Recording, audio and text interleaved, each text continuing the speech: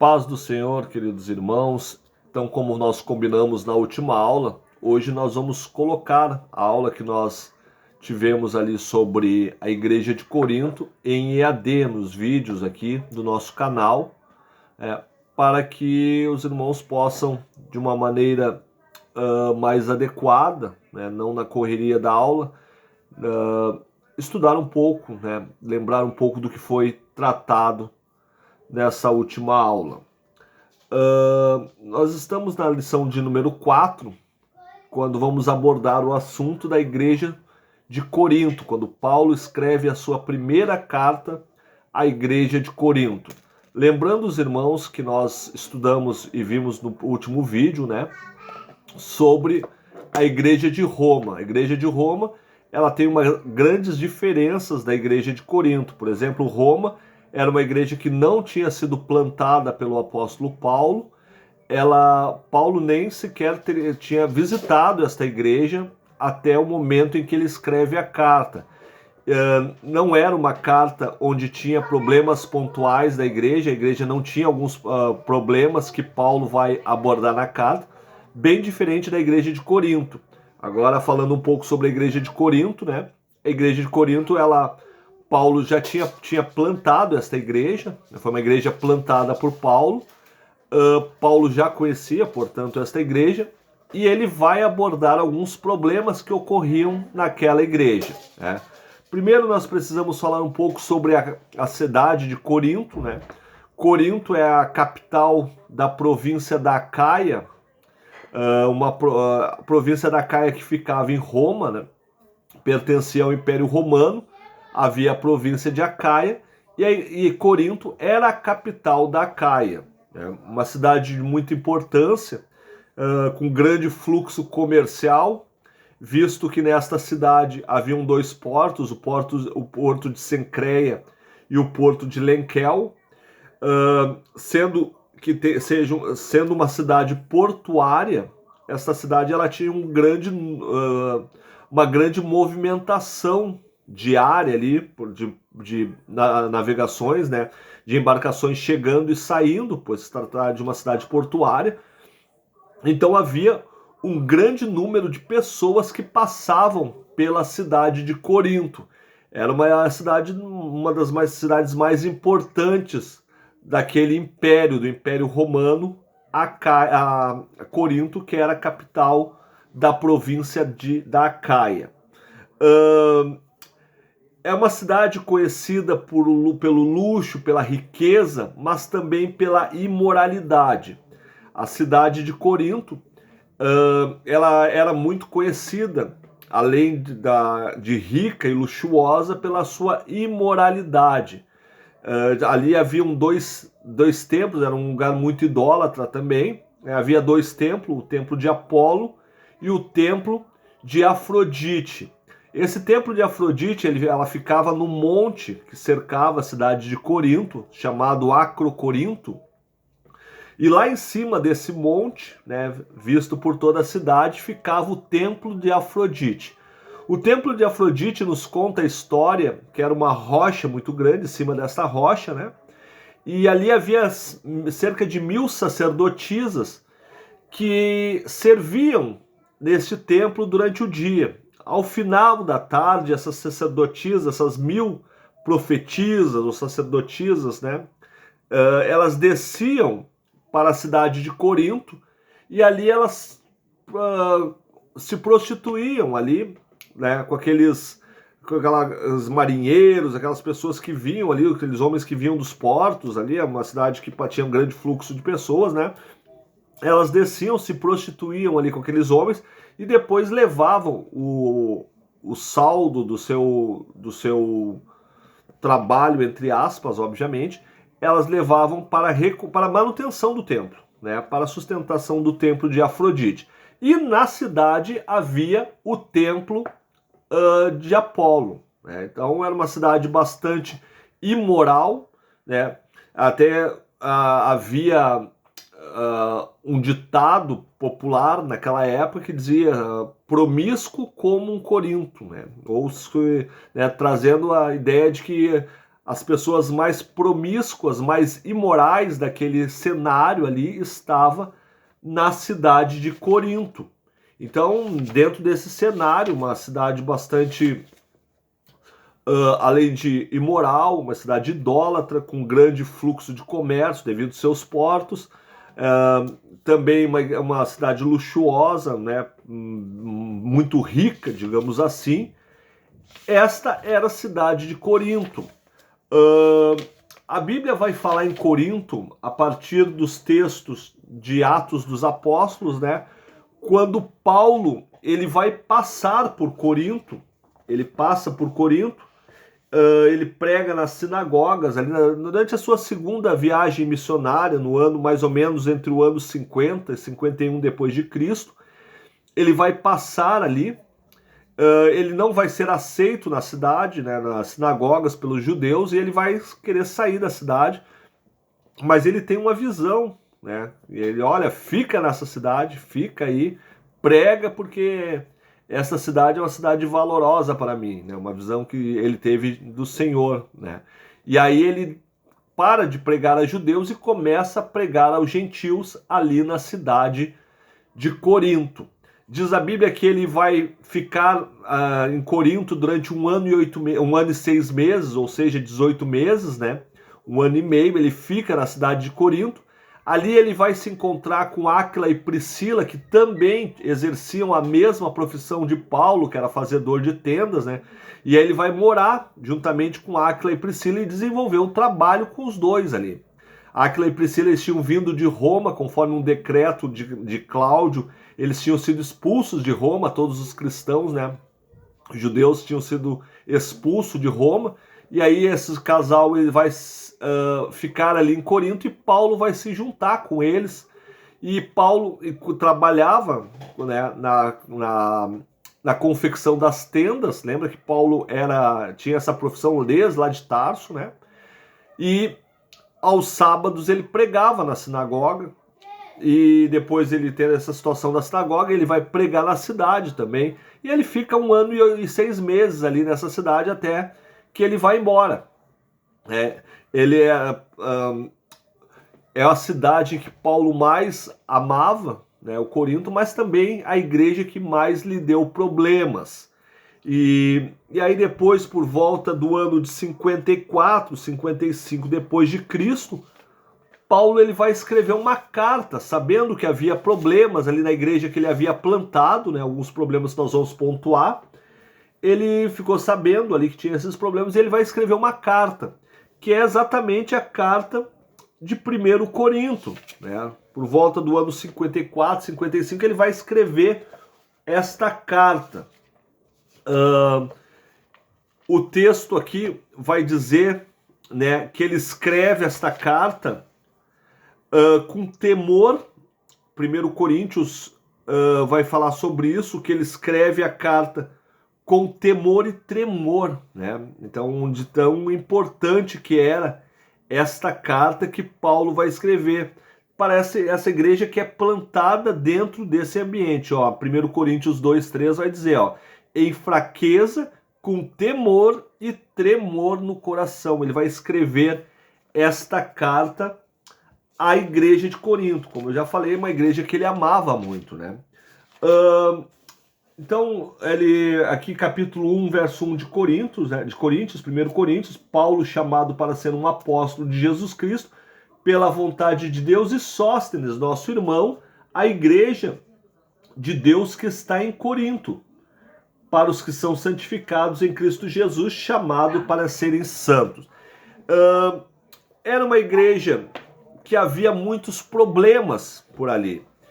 Então, e nós vamos pontuar alguns desses problemas. Então, como nós estamos nos norteando aqui pelo nosso livro, né, na página 66, que consta aqui autor, data e contexto histórico, foi exatamente isso que eu passei para os irmãos aqui. O autor, não há dúvida de que esta carta tenha sido escrita pelo apóstolo Paulo. Então, ele vai citar aqui no primeiro versículo, né, do texto, ele Sóstenes, a igreja que está em Corinto, né? A data nós já passamos aqui, lembrando que Paulo, ele planta esta igreja durante a sua segunda viagem missionária, entre o ano 50 e 51 depois de Cristo, mas a carta ela vai ser escrita lá pelo ano 54, 55. Lembra que ele ficou 1 ano e meio dentro dessa igreja, então ele vai ficar mais ou menos até 53 depois de Cristo. Ele volta, ele faz a terceira viagem e ele vai escrever essa carta por volta de 54 e 55 depois de Cristo. Tá? Ele vai tratar alguns problemas sérios desta igreja, desta igreja, né? Ele não está escrevendo para a cidade, ele está escrevendo para a igreja plantada dentro desta igreja, nesse contexto histórico que eu passei para os irmãos, né? Um contexto de grande dificuldade. Aqui só para a gente dar uma chegadinha no texto aqui, vai falar um pouco da história de Corinto. Né? Os romanos a destruíram por volta de 146 a.C. e deixaram ela abandonada durante 100 anos, até 44 a.C., quando Júlio César vai reconstruir essa cidade como uma colônia romana para escravos libertos, ou seja, os escravos libertos iam morar ali naquela cidade que estava em reconstrução, mal sabendo o império, né, que ia se transformar numa grande potência naquele mundo antigo. A língua oficial desta cidade, né, por ser uma colônia romana, eles falavam o latim como língua oficial, mas havia o grego falado, né, o grego se falava no cotidiano, embora a língua oficial era o latim. Né? Aí o imperador Augusto, ele fez de Corinto a capital da Acaia, quando ele governa ali, quando ele governa como procônsul. Sua situação e prosperidade atraiu grande população. Lembra que lá por 44 depois de Cristo ela foi reconstruída e ali começa a habitar os escravos libertos. Claro que depois com os portos ali eles começaram a olhar de outra forma para a cidade de Corinto, viram que era uma cidade pomposa e aí começou a se desenvolver. Diz o texto aqui que havia 250 mil cidadãos, sendo que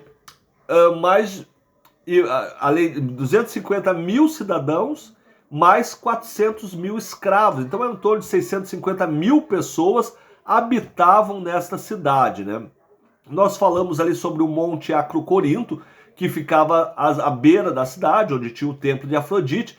Era uma pedra com cerca de 575 metros de altura, e lá em cima ficava a cidade, o templo de Afrodite. Eu vou tentar colocar uma imagem aí, né, para que os irmãos observem e possam entender um pouco deste assunto. Então essa é a nossa primeira parte da nossa lição. Corinto era famosa pela sua arte, né, pela sua arquitetura, fundações de barro, bronze, os templos, né, a justiça, os tribunais de justiça também, mas muito mais pela sua imoralidade e idolatria, né?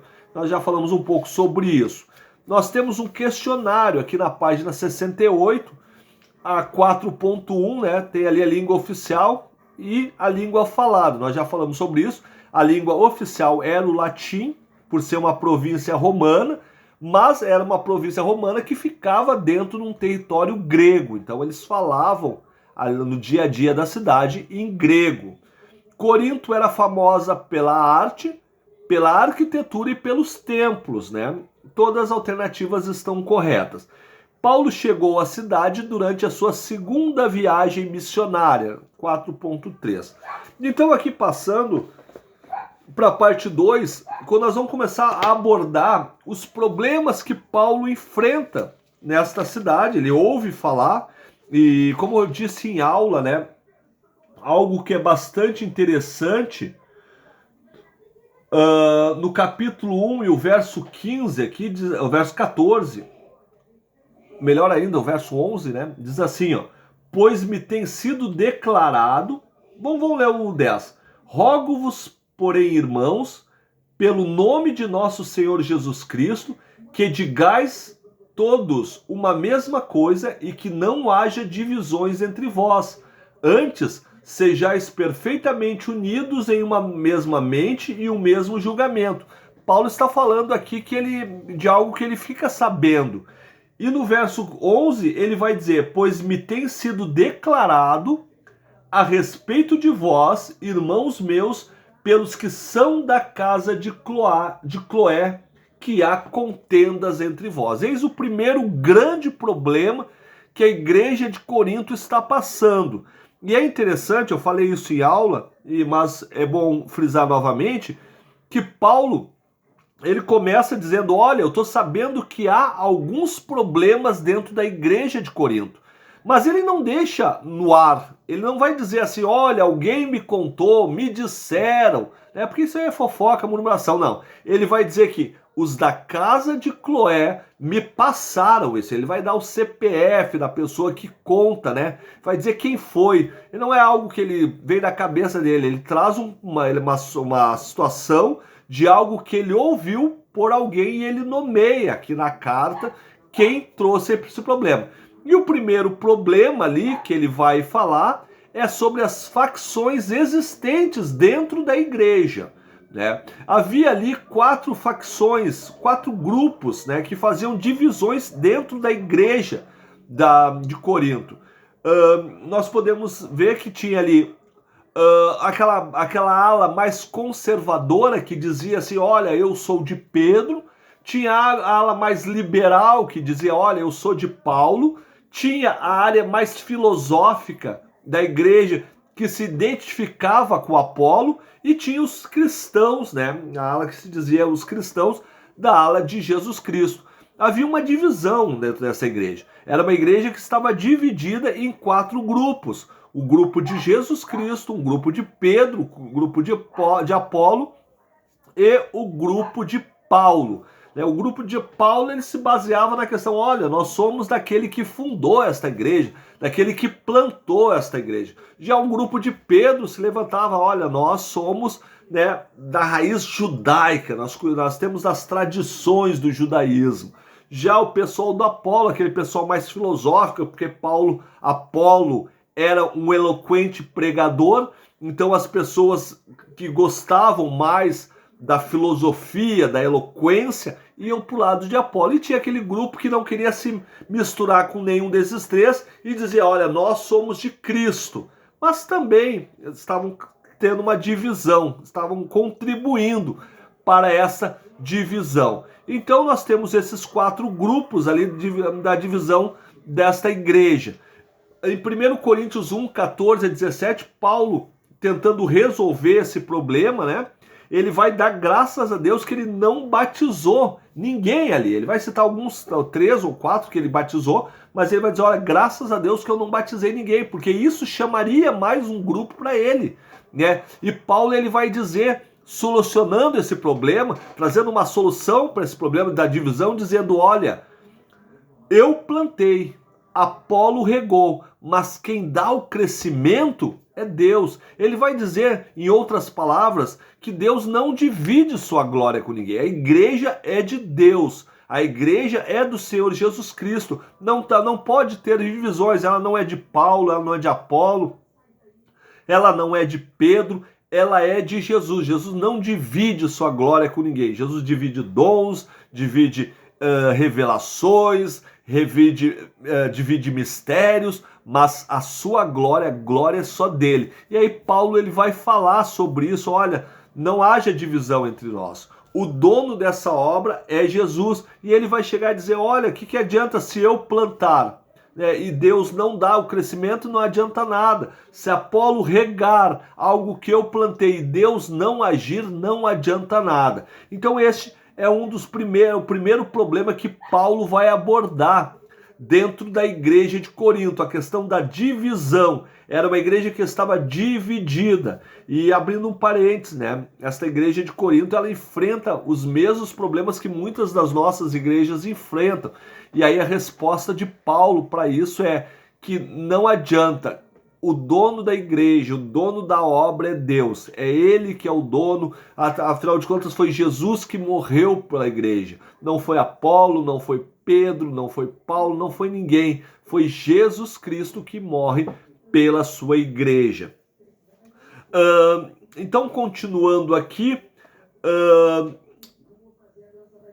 dentro desse assunto ainda, No segundo capítulo desta epístola, Paulo relembra que quando ele chegou a Corinto, vindo de Atenas, onde os filósofos sábios, a maneira humana, tinham no rejeitado, ele pregava a Cristo em fraqueza e tremor, e não com artificiais métodos retóricos empregados pelos filósofos sofistas. Ele está fazendo uma defesa na sua pregação, né? Ele está dizendo, olha, quando eu vim falar com vocês, quando eu vim pregar para vocês, eu não vim com palavras suntuosas, né? Com palavras de filosofia humana, de sabedoria humana. Não, ele vai dizer que eu vim com simplicidade de palavras. É assim como Deus age, Deus agiu pela vida de Paulo, né? Então, nós temos esse texto, essa a parte aqui do livro, né?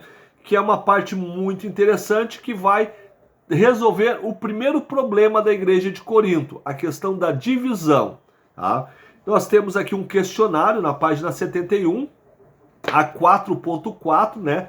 As facções existentes na Assembleia Cristã de Corinto se derivam de uma veneração por heróis. Isso tem sentido, porque naquele contexto grego ali, os gregos eles sempre foram de apontar um herói para suas batalhas. Eles trabalhavam com deuses, semideuses, titãs. Então eles tinham muito disso, de nomear, de ver uma pessoa que era o símbolo daquela situação. Então eles já tinham essa tendência. Então por isso que alguns vão ficar com Apolo, outros vão ficar com Pedro, mas no cristianismo é diferente. O cristianismo é Jesus somente, né? Não há espaço para outro. A glória é de Deus. Não há espaço para a glória do homem. Tá? Então é verdadeira essa questão. Tá? 4.5. Os seguidores de Apolo talvez formassem o segmento judaico da igreja. Na verdade, o segmento judaico ele ficava com Pedro. Né? Pedro, que ele vem do judaísmo. Apolo era mais o segmento filosófico, né? Aquelas pessoas que iam atrás da eloquência de Apolo. Então é falsa a 4.5. A 4.6, as facções tinham sido originadas pelo culto à personalidade e não devido às diferenças doutrinárias. A parte doutrinária era a mesma para todos, né? O que havia de diferença estava na personalidade de cada grupo. É verdadeira essa questão. 4.7, Paulo afirma que se alegrava por ter batizado muitos em Corinto. Bem pelo contrário. Ele dava graças a Deus que ele não tinha batizado tanto, até para não criar mais força nesses grupos, tá? Então é falso. 4.8, por causa das facções existentes em Corinto, Paulo acusa-os de carnalidade, uma atitude pecaminosa. Verdadeira, ele vai acusar, inclusive, eles de imaturidade, né? Eles são carnais e imaturos por irem atrás dessa personificação ali, de personificar alguém como um dono, chefe da igreja. Né?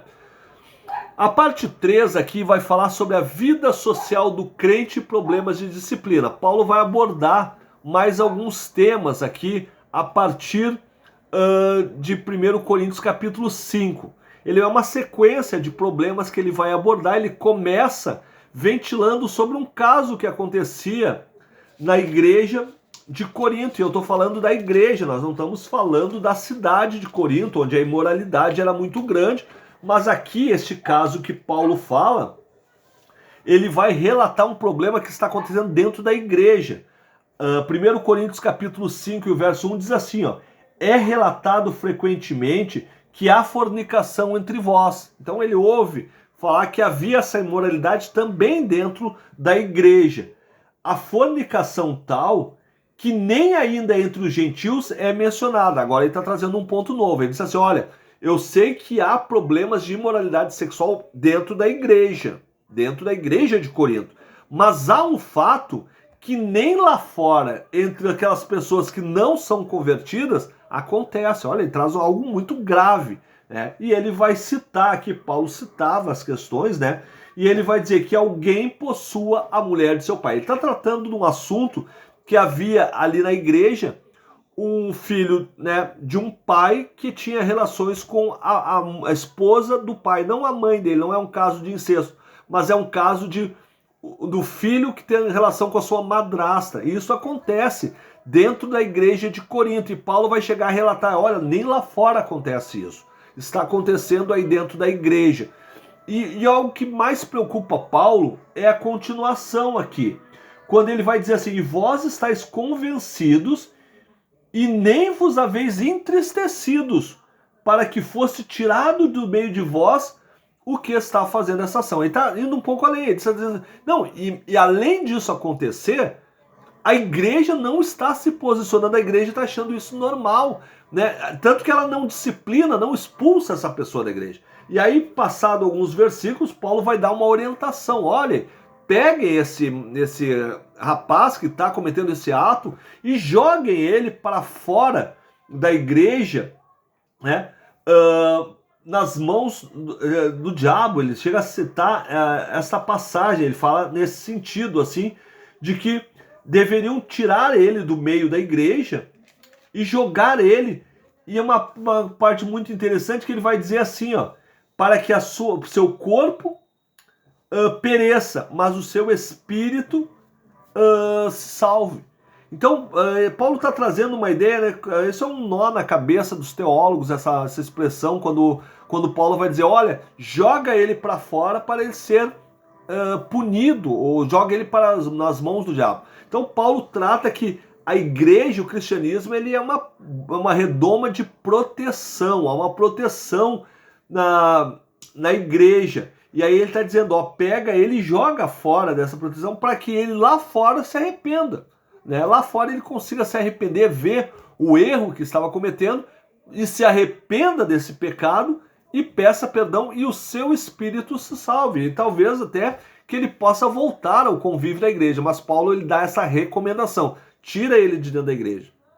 Porque se ele continuar dentro da igreja, a igreja que nem está se entristecendo com esse pecado e nem está falando nada contra isso, né? Está aceitando isso. Então Paulo vai dar essa orientação a esta situação. Tá? No capítulo 6, inclui uma seção que proíbe os cristãos de ir a tribunais contra outros.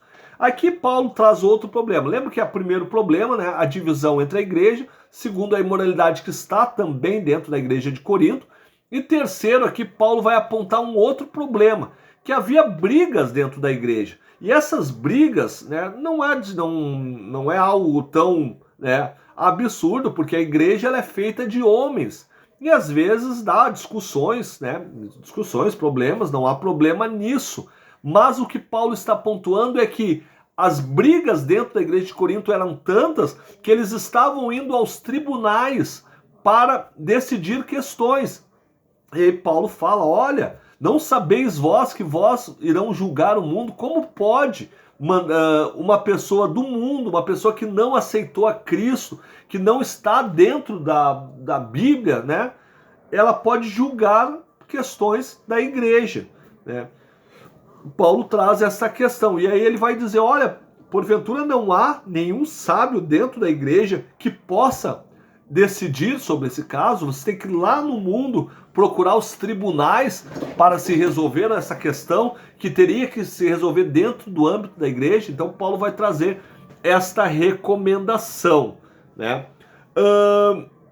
A partir do verso 7 ali também tem a questão do celibato voluntário por causa do impulso sexual. No capítulo 7, Paulo vai abordar uma outra questão, né?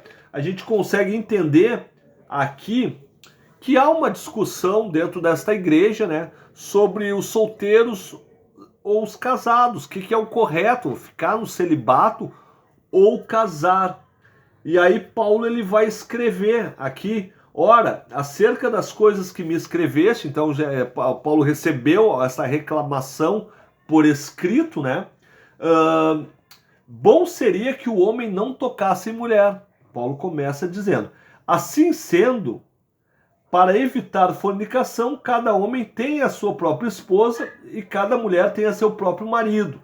Então Paulo vai dizer assim, a primeira recomendação é que o homem se mantenha solteiro, celibato, tá? Ora, acerca das coisas que me escreve, bom seria que o homem não tocasse mulher. Ele está falando da questão do celibato, mas ele não está proibindo, não. Ele está falando, olha, bom seria. Alguns estudiosos vão dizer que Paulo fala isso devido a um contexto histórico daquele momento ali, que havia uma perseguição se acentuando, e aí Paulo vai dizer, olha, neste momento, nessa circunstância, o bom é não casar, né? Porque era um momento de conturbação e logo depois nós tivemos toda aquela perseguição que a igreja passou. Mas aí ele vai falar, né, que olha, mas devido à fornicação, o risco do pecado, né, ele vai dizer que é bom que cada homem tenha a sua esposa e cada esposa tenha o seu marido. Depois ele vai falar um pouco na continuação aqui acerca da questão de uma mulher cristã que é casada com ímpio ou vice-versa, né? Então Paulo vai orientar sobre essa questão. Então, mas nós podemos entender que também há este problema na igreja de Corinto.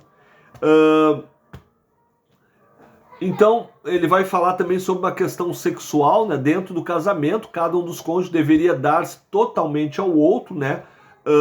Ele vai trazer uma ideia de que o sexo fora do casamento é pecado, né?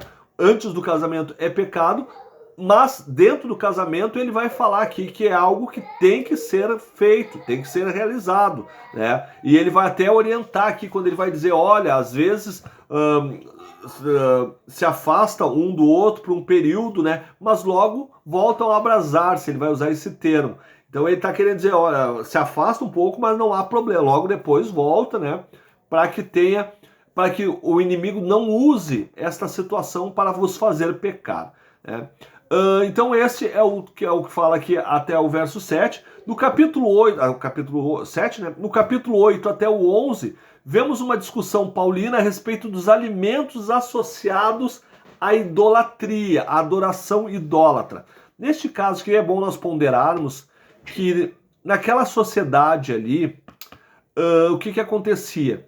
Toda a carne que ia para os açougues, elas antes eram oferecidas aos deuses, né, com letra D minúscula, aos deuses gregos. Então ela era oferecida aos deuses, havia os sacerdotes ali, né, que comiam uma parte, e a outra parte ia para os açougues para serem vendidos à população. E aí ele está abordando essa questão. Como é que a igreja vai fazer para comprar essa carne? Quando a igreja chega ali, olha, essa carne ela é oferecida a Deus ou não? E aí se ela não, eles não comiam. Aí Paulo vai solucionar esse problema dizendo, olha, não existe deuses, né? Então vocês entendem isso, vocês têm esse entendimento que não existe deuses, então pode comer a carne que é oferecida para deuses, né? Porque se não fosse assim, ele estaria dando crédito aos deuses gregos, dizendo que sim, eles existem, né? E a carne é oferecida para ele. Mas Paulo vai dizer, não existe essas coisas. Então pode ir lá comprar comida, comprar carne que foi feita para deuses, né? Que não há problema. Ele só vai fazer uma objeção quando ele vai dizer assim, ó, se o teu irmão acredita naquilo, para te não o escandalizar, não coma carne na frente dele, né? Porque ele não teve esse entendimento que tu tem. Ele está falando aqui para os crentes mais maduros, não para os neófitos, né? Os neófitos que talvez enxerguem assim, não, essa carne é oferecida para os deuses, como é que pode um cristão comer algo que foi oferecido aos deuses? Então ele vai dizer, só nesse caso aí tu não faz na frente deles para eles não se escandalizar até eles alcançarem uma maturidade, daí depois tranquilo. Então Paulo ele vai falar sobre essa questão, tá? Então Paulo defendia a liberdade de crente de comer tais carnes, né? Mas com uma advertência aos leitores, essa que eu estou falando, para que não permitissem que o exercício de tal liberdade viesse a produzir dano a pessoas sem consciência bem formada, né? Em outras palavras, um cristão que perceba que os ídolos não têm existência divina real pode comer carnes dedicadas a ídolos sem qualquer prejuízo para a sua consciência. Porém, há as pessoas que imaginam que os ídolos possuem real existência divina, estiverem observando, então um crente melhor informado deveria refrear-se de comer tal carne, para não suceder que fique danificada a vida cristã. Então Paulo vai abordar essa questão Uma outra questão que Paulo vai abordar é a questão do véu. Aqui no capítulo 11, né, nos versículos 2 a 34, ele faz uma explanação sobre a questão do véu, que as irmãs ali vestiam o véu, né, dentro da igreja. Aí Paulo vai dar umas instruções sobre isso. Ó. As instruções de Paulo concernente ao uso do véu pelas mulheres também requerem conhecimento sobre os costumes que prevaleciam na antiguidade. Era apropriado que uma mulher de respeito no Império Romano usasse véu em público. Tarso, a cidade natal de Paulo, se notabilizava por sua aderência estrita a essa regra de decoro.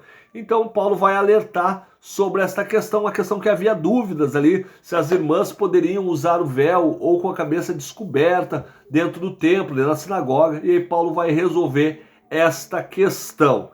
Então aqui nós temos um questionário, né, na página 75, a 4.9, diz assim: vemos a discussão paulina a respeito dos alimentos associados à adoração idólatra. É letra B, do capítulo 8.1 até o 11.1, Paulo vai falar nesse assunto, o assunto sobre a questão dos alimentos, né?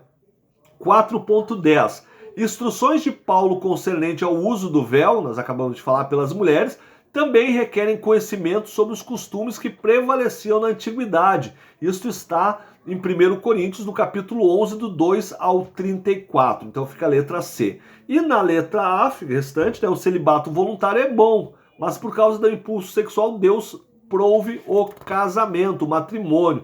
Isto está no capítulo 7, do 1 ao 14. Continuando aqui, meus irmãos, na parte 4 aqui, vamos dar uma acelerada para caber dentro do nosso vídeo, e Paulo vai falar sobre a questão da ceia. Havia um problema sério ali na metade do capítulo 11, né, em diante. Paulo ele vai falar sobre a questão da ceia, que havia um problema na ceia, que as pessoas estavam tratando a ceia como uma alimentação coletiva, onde quem levava mais, os ricos comiam mais, quem chegava por fim não recebia alimentação. Então, era um problema muito sério dentro da igreja de Corinto. Aqui na página 76, no texto vai dizer, ó, também é possível que as diferenças em suas lealdades humanas se revelassem nesse tempo. Um seguidor de Apolo, por exemplo, não compartilhava com o seguidor de Cefas. Olha só, havia uma divisão até mesmo no ato da Santa Ceia. Porém, a divisão aqui parece ser entre ricos e pobres. Também há essa divisão. Ó. Os ricos tinham casas próprias onde podiam cear. Eles não precisavam menosprezar os crentes da Assembleia de Deus e destruir a unidade da Assembleia. A conduta deles mostrava que a ceia que observavam não podia ser identificada com a ceia do Senhor. Estava muito longe, muito diferente da ceia. E aí Paulo vai discorrer sobre o assunto, né? A partir do capítulo 11, ali na metade do capítulo, ele vai falar sobre a Santa Ceia, como ela deve ser, né? E aí nos abre um parênteses para falar algo, né? Que quando Paulo diz assim, fazer isso em memória de mim, do Senhor, né? Ele vai dizendo que eu vou passar aquilo que eu recebi do Senhor, as orientações sobre a Santa Ceia. E aí Paulo vai falar como é que ela deve se portar, né? Que as pessoas não estão indo ali para se enfadarem, né? Não é esse a situação, é um momento simbólico onde vão fazer memória da morte sacrificial de Cristo na cruz do Calvário. Né? Nós não somos adeptos à consubstanciação, né? Por não entendemos que a ceia, ali no ato, ela se transforma no corpo e no sangue de Cristo, né? E as pessoas provam naquele corpo e do sangue ali, como se estivesse provando mesmo do corpo e do sangue de Cristo. Até depois gera um problema, né, de como fazer para se desfazer das sobras, né? Paulo vai nos alertar sobre isso, na verdade, o que acontece. A ceia do Senhor, nós vamos fazer memória, uma simbologia, né, daquilo que Cristo fez por nós na cruz do Calvário. E ele vai falar também da questão ali, né, para que não comer a ceia, né, indignamente, né? E aí vai falar, por isso que há muitos doentes e outros que já morrem, né? Falando sobre a vida espiritual. Então ele vai trazer a ideia de que o ato da Santa Ceia é algo sagrado, né? É um dos mandamentos do Senhor para a sua igreja, e ela deve ser feita de um modo com ordem, né? Com ordem e de um modo que glorifique ao nome do Senhor. É o momento que a igreja se reúne para cear, para fazer lembrança, trazer à memória a obra de Cristo. É entender que tudo que nós estamos vivendo hoje, todas as bênçãos, foi porque Jesus um dia morreu por nós. Então nós vamos cear lembrando deste ato de Cristo. Claro que aquele pão ele não é o corpo de Cristo, o suco ele também não é o sangue de Cristo, mas é a simbologia, onde nós vamos tratar, né, de lembrar o que Cristo fez por nós ali no Calvário. 4.12. As divisões faccionárias existentes na igreja de Corinto transmutavam em escândalos os cultos da comunhão. Verdade, né? As divisões, nós falamos um pouco sobre isso. As divisões, elas estavam até dentro da ceia do Senhor. 4.13, pelo fato de Jesus ter instituído a ceia do Senhor em conexão com a refeição da Páscoa, os crentes coríntios continuavam a observá-la com conexão a essa refeição. Eles traziam a ceia como se fosse a celebração da Páscoa. Por quê? Porque a ceia do Senhor, originalmente, ela foi no período da Páscoa. Então, nos coríntios eles vão fazer essa ligação. E Paulo faz a diferença. Não tem nada a ver com ceia, né? Não tem nada a ver com a Páscoa, né? A ceia do Senhor é algo diferente. 4.14, a falta de amor já estava trazendo condenação para muitos crentes de Corinto, na forma de fraqueza física, doença e até morte, no ato da ceia, né? Quando não esperavam pelos outros, né? Cada um comia, se esbaldava, e quem chegava por último, ou quem era menos abastado, não recebia nada, não saía com fome da igreja, né? Digamos assim. 4.15, aqueles que permitiram dissensão entre o corpo reconheciam os outros crentes como parte do corpo de Cristo. Não, na verdade só eles se consideravam, né? Porque eles estavam divididos. E aí Paulo até faz um alerta sobre a questão da igreja como um corpo de Cristo, né? Ele faz a simbologia, olha, né? Vocês são um corpo de Cristo, é uma unidade, cada peça é importante, né? Se faltar um dedo do pé já causa um problema. Então não há mais importante nem menos importante na igreja. A igreja ela é um corpo. E importa que esse corpo esteja saudável. Então Paulo vai trazer essa ideia, né, de que a igreja no geral é o corpo de Cristo. Paulo ordenou a continuação desses banquetes de amor e ordenou que não se esperasse os atrasados. Bem pelo contrário, né, ele vai condenar esses atos. O fato de não esperarem uns pelos outros e não terem comunhão genuína significava que eles participavam da ceia do Senhor indignamente. É verdade. Por isso que o texto vai estar falando sobre isso, né? Que não comer da ceia do Senhor, não participar da ceia do Senhor. Indignamente ele está falando sobre este assunto, sobre a falta de amor, falta de respeito, falta de comunhão com os irmãos. Continuando aqui, para terminarmos a parte 5, os dons e a ressurreição dos mortos. É importante nós salientarmos que a igreja de Corinto não faltava os dons espirituais. Havia todos os dons dentro daquela igreja, só que havia uma desordem, né, dentro da aplicação desses dons, dentro da utilização desses dons do Espírito. Ali começa dizendo, né, os dons, ou charismata, que é a palavra grega para dons, e o falar em línguas, a glossolalia, né, compõe o tema dos capítulos 12 a 14 do livro de 1 Coríntios. Paulo disse que aos crentes de Corinto não faltava nenhum dos dons. Todos os dons estavam presentes dentro da igreja, porém havia uma desordem. O que acontecia? Quando as pessoas falavam a glossolalia, a língua dos anjos, né? Outras línguas, digamos assim, falava-se alto. E aí Paulo vai orientar, olha, aquele que está falando em línguas, se não houver alguém para interpretar, ele deve falar baixinho, porque o falar em língua edifica nós mesmos, não a igreja. Somente se houver alguém com o dom da interpretação que possa interpretar, aí sim vai edificar, vai animar, vai consolar a igreja. Se não for assim, fale baixinho para si. E ele vai trazer também a ideia de que o dom ele está sujeito ao ser humano, né? Não é uma encarnação onde a pessoa perde os sentidos, onde perde a sensatez, assim por dizer. Não, os dons do Espírito Santo eles não causam confusão, né? Ninguém fica inerte à ação do Espírito, né? O Espírito ele está sujeito àquele homem e àquela mulher que está manifestando um dom espiritual. Ele não questiona os dons em si. Paulo ele não está questionando, ele está dizendo, olha, são de Deus, são sobrenaturais, são distribuídos pelo Espírito Santo, porém precisam ser exercidos com amor e com prudência, né? As pessoas devem ser prudentes. Quando buscamos o Espírito Santo, seus dons, e a ele nos entregamos, ele sempre honrará Jesus e nos ajudará a mantermos Jesus no centro da nossa vida. A função do dom espiritual, dos dons do Espírito Santo é essa, é glorificação do nome do Senhor, né? Então Paulo ele vai alertar sobre essa questão, né?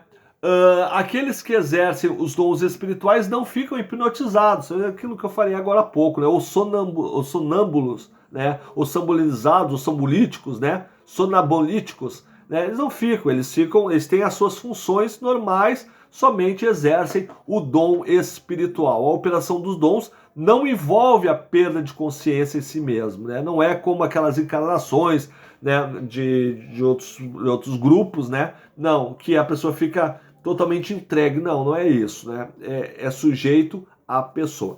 Na última parte aqui vai falar sobre a ressurreição dos mortos, né? Paulo aborda em seguida o tópico da ressurreição do corpo, algo que a igreja tinha uma certa dúvida sobre esse assunto, né?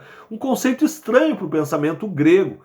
Alguns atenienses, né, inteiramente céticos, ou quando muito esperançosos quanto à imortalidade da alma, tinham escarnecido de Paulo ao aludir o apóstolo à ressurreição do corpo, pois pensavam que o corpo serve de empecilho para a alma, e assim não haveriam de querer acreditar na ressurreição. Essa predisposição contra a doutrina da ressurreição física estava levando alguns crentes coríntios, né, a duvidar até mesmo e negar a futura ressurreição. Eles faziam muito a comparação, eles linkavam a ressurreição com o corpo físico, né? Então eles ficavam, olha, o corpo físico é um empecilho para o espírito. Como é que esse corpo físico vai ressuscitar? E aí Paulo alerta, né, dizendo, não, né, nós ressuscitaremos num corpo glorificado. Nossa fé, nossa salvação depende do fato objetivo e literal de que Jesus ressuscitou dos mortos. Paulo está dizendo, olha, vocês não acreditam na ressurreição dos mortos? A nossa fé, a nossa salvação ela é baseada na ressurreição de Cristo. Foi só porque Jesus ressuscitou que ele venceu a morte, o pecado. Então, ele vai trazer essa ideia. Né? Se ele vai chegar a dizer aqui, o escritor, né, do livro vai dizer, se ele não ressuscitou, então a cruz não tem sentido. Né? A sua morte, o derramamento de sangue não expiaram nossos pecados, e ainda somos pecadores e culpados, sentenciados ao inferno eterno, mas foi porque Jesus ressuscitou dos mortos. Eu sempre gosto de usar a expressão, né, que morrer por uma causa, muitos morreram. Tiradentes morreu por causas, né? Vários outros mártires da história morreram por algumas causas, mas ressuscitar somente Jesus, tá bom? Então aqui nós fizemos um aparato geral, né, do que é a igreja de Corinto, os problemas que a igreja de Corinto enfrentou, né, a questão da idolatria, das divisões entre os grupos dentro da igreja, a questão da imoralidade sexual, questão dos alimentos oferecidos aos deuses, a questão da ceia do Senhor ali, que havia aquela confusão, a falta de amor dentro da ceia, também a questão dos dons espirituais, foram todos assuntos que Paulo falou. E é interessante dizer que foi uma carta bem forte para aquelas pessoas de Corinto, tanto que Paulo vai ter que escrever uma segunda carta depois, passado algum tempo, né, para tentar dar uma aliviada num assunto tão pesado que ficou a primeira carta, mas é uma carta muito importante, é uma carta que modelou aquela igreja, resolveu algumas questões que estavam pendentes. Os historiadores vão falar que existiram 4 cartas aos Coríntios, 2 se perderam, né? Mas cremos que a inspiração de Deus, né, a mão poderosa do Senhor, nos trouxe para nós a primeira e a segunda carta como as mais importantes, a que a igreja de hoje precisa ver, rever, ler e se enquadrar nesses assuntos. Deus abençoe a todos, meus irmãos. Muito obrigado pela atenção.